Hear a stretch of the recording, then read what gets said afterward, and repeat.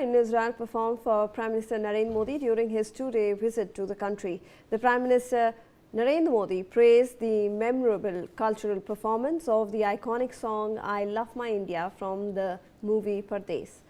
The performance was presented by a remarkable ensemble of Divyang artists and brought together Indian origin Jews and Israeli citizens. Prime Minister Narendra Modi also said that the event beautifully celebrated shared heritage, inclusivity and the enduring friendship between the two nations. Have a look at those visuals.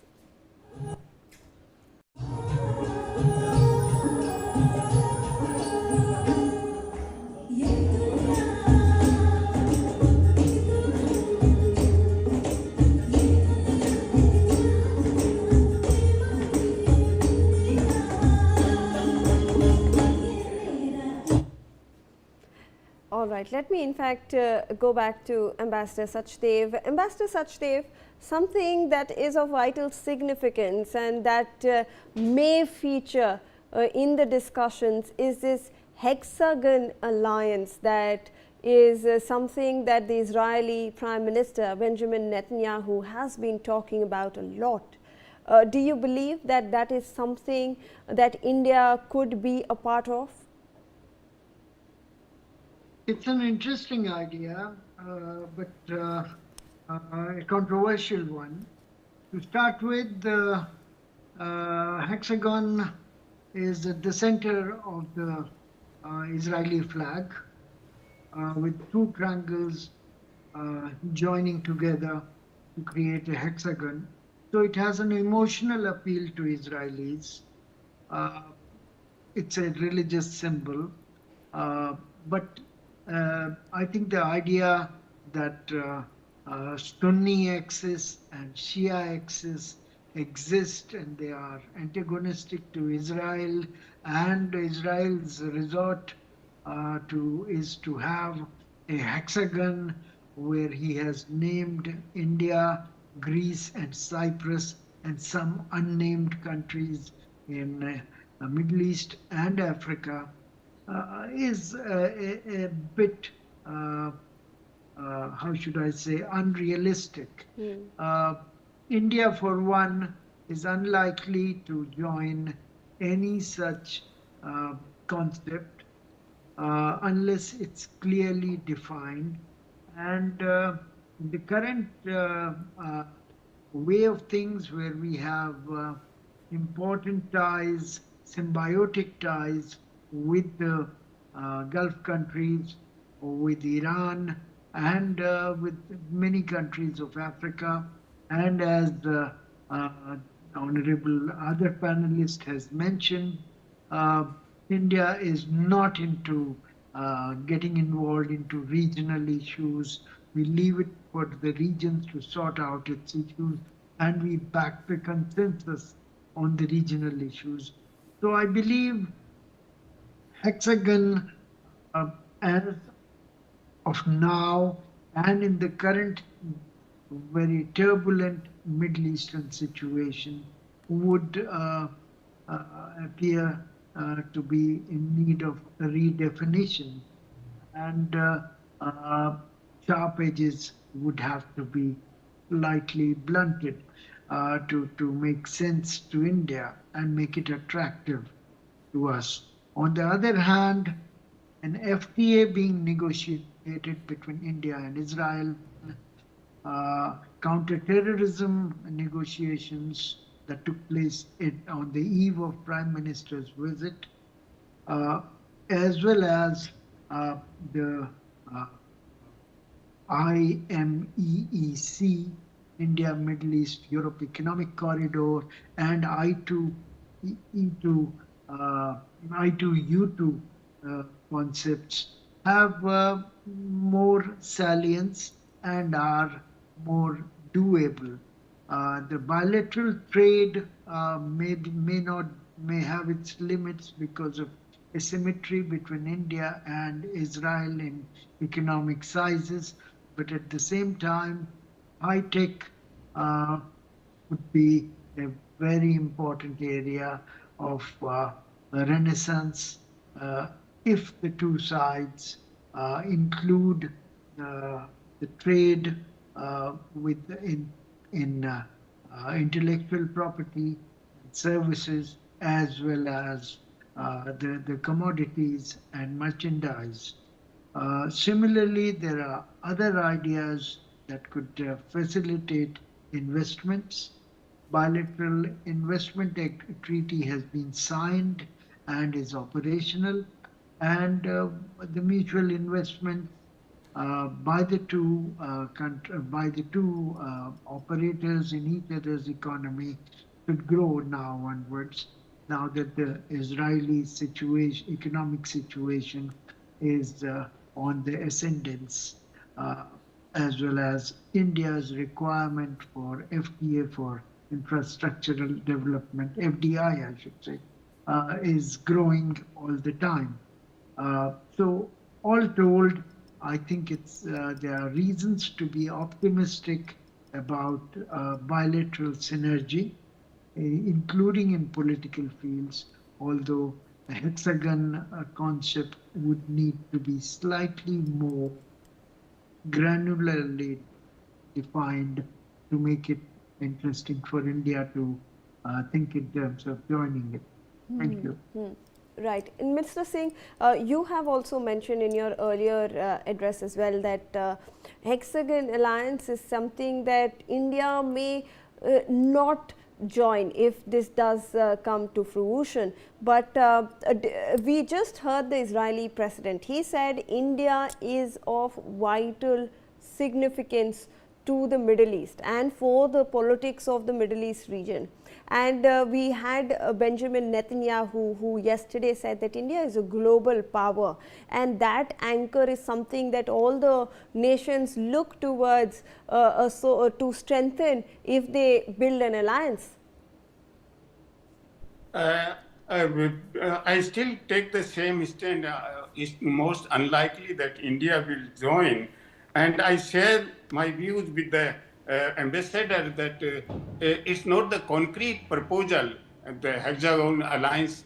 So, but why Israeli Prime Minister is proposing that and proposing India's name is Israel is practically isolated in global politics and international politics on the issue of Gaza and Palestine issue.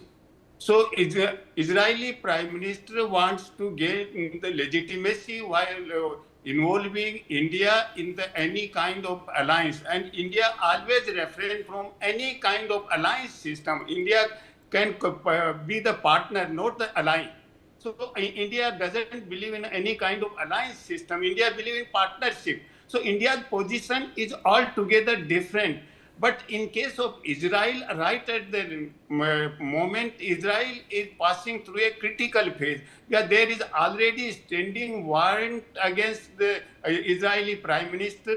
At the domestic level, Israeli Prime Minister is facing so many charges, as well as the judicial reform problem is there. And there is also election next year. So the Israeli Prime Minister trying to legitimize his leadership, so he wants to get India involved.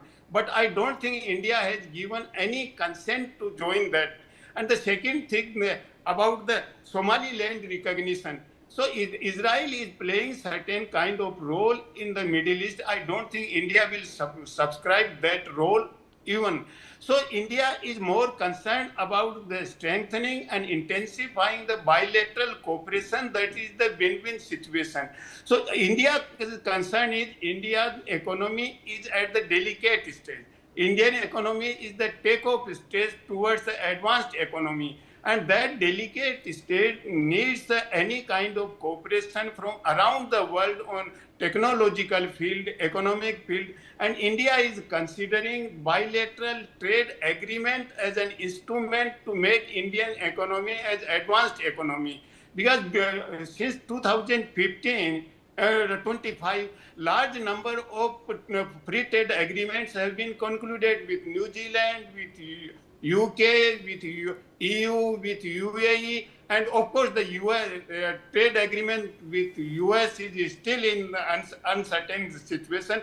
I don't know how it will be concluded. So India can have some free trade agreement with Israel over a period of time, and that can be the win-win situation. Again, it will help Israel as well, because India has a manpower which can contribute in the Israeli advancement in science and technology. So I don't think there is a divergence of interest, but about the world view and global situation or the regional perspective, there is certain kind of divergence of Israel's interest and India's interest, and here India is somewhat careful. So I don't think India will join any exogenous alliance, or India will take any stand against any of the Middle Eastern countries. India will cultivate relations with Iran. India will cultivate relations with the Middle Eastern countries. At the same time, India will have a cordial and close relation with Israel.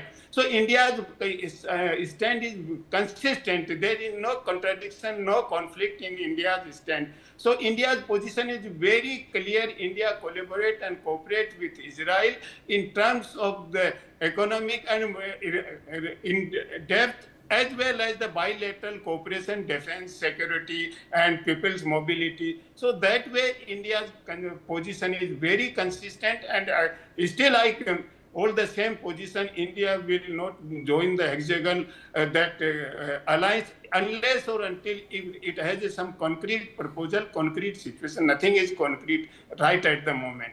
Absolutely, sir. And when you speak about economic cooperation, because you are saying that that is something that both the countries can look forward to expanding, that is something, that is a sector that both the countries want to expand at. There is no divergence of views of both the countries in the economic and trade sector.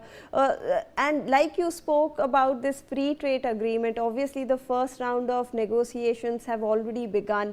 We are going to see some sort of discussion regarding a free trade agreement between India and Israel when Prime Minister Narendra Modi and the Israeli President actually released those joint statements shortly as well. But as per your understanding, apart from defense, if you're looking at some other sectors like technology, like innovation, you have in fact also mentioned how Israel is called the startup nation. It is now more than a startup nation. Should we look at more cooperation in that sector as well? Definitely, you see, when we talk of the free trade agreement, that is not being done at the level of the Prime Minister, because so much homework is being undertaken by the official level teams from both the sides. So after having some hard work in preparing the proposal for free trade agreement, it will finally be signed by that leadership. So that it requires homework.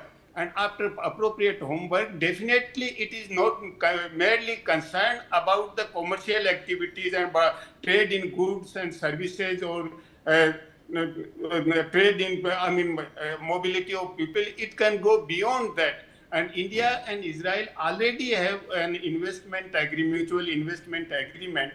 So the free trade agreement will have wider implications. And if that is concluded, it will not be against any third party, any third country. Whereas with the US, we are having free trade talks and free trade agreement. US has tried to incorporate some kind of security concerns and the third party concerns like that. But here in the case of Israel, I don't think India and Israel will talk of the security concerns within the free trade agreement, or the third party involvement and third party policies in determining security of any country. I don't think these will be included in case of Israel and India free trade agreement. So if free trade agreement, it's a step forward from the existing cooperation and collaboration. It's not something new.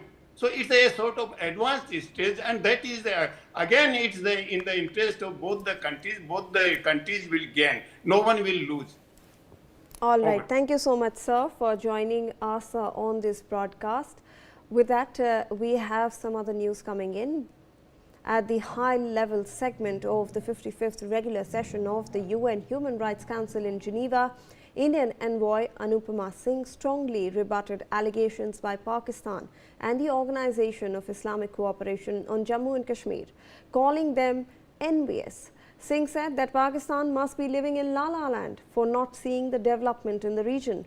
She reiterated that Jammu and Kashmir was, is, and will always remain an integral and inalienable part of India.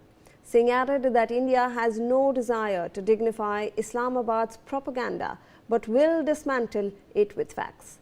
Pointing to progress on the ground, Singh cited the record voter turnout in general and assembly elections as evidence that the people of Jammu and Kashmir have rejected terrorism and are moving forward on the path of development and democracy.